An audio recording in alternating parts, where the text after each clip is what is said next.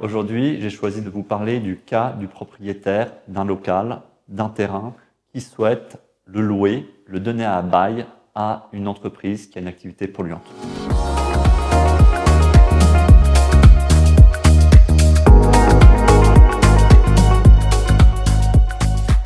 Quand vous donnez votre terrain en location à une entreprise qui a une activité polluante, cette activité peut rentrer dans le cadre de la législation des installations classées pour l'environnement. C'est-à-dire qu'avant de commencer son activité, l'entreprise, votre locataire, va devoir la déclarer à l'administration environnementale ou va avoir besoin d'obtenir une autorisation environnementale.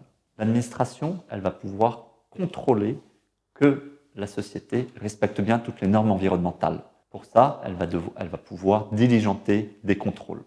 Et il faut bien comprendre qu'à la fin de l'activité, de l'installation classée pour la protection de l'environnement, l'exploitant va avoir l'obligation de remettre en état, c'est-à-dire il va devoir le sécuriser, enlever les matériaux et s'assurer que l'usage futur du site sera conforme avec ce qui est possible. Quand l'activité polluante, l'activité ICPE cesse, il va falloir déterminer l'usage futur du terrain.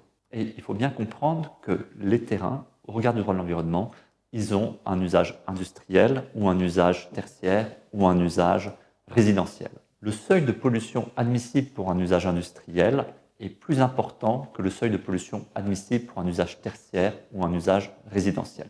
Donc, votre terrain, vous le donnez en location pour un usage industriel et le locataire va devoir vous le rendre pour un usage industriel.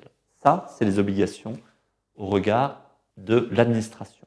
Mais vous pouvez souhaiter qu'à la fin du bail, on vous rende votre terrain sans pollution, c'est-à-dire pour un usage résidentiel. Et ça, c'est le bail qui le prévoit. Il faut prévoir cette possibilité dès la conclusion du bail. Après, c'est trop tard. Le cas de figure ici évoqué est assez simple. Vous avez le propriétaire d'un terrain qui a exploité sur son propre terrain, par exemple une activité de casse automobile. Il prend sa retraite et il veut relouer son terrain à une nouvelle société. Là, le risque, c'est que le terrain loué soit déjà pollué. Et il faut éviter que le nouveau locataire prenne à sa charge ce passif environnemental. Donc pour ça, il va falloir, avant de conclure le bail, bien regarder l'état des lieux, faire un audit de la situation environnementale du terrain pour être sûr que le nouveau locataire n'ait pas à dépolluer les restes de pollution. On a vu que l'exploitant de l'ICPE, il a comme obligation administrative l'obligation de remettre en état le terrain, c'est-à-dire d'enlever les matériaux, de le dépolluer.